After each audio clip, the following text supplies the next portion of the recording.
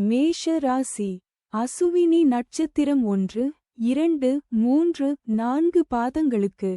இன்று விபத்து தாரை. இந்த நட்சத்திர நாளில் பயணங்களை தவிர்ப்பது நல்லது. கண்டம் பொருள் இழப்பு. அவமானம். இன்று 12வது நட்சத்திரம் பாதிப்பு சங்கடம். இன்று சந்திரன் பலம் 25% உள்ளது. பஞ்சபட்சி பலன். பௌர்ணமி புதன்கிழமை. வடுபட்சி தினம். முடிந்தவரை சுபம் விலக்கவும். காலை 8:24 மணி முதல் 10:48 மணி வரை. சாவு 0 விழுக்காடு. மிக பெரிய தோல்வி.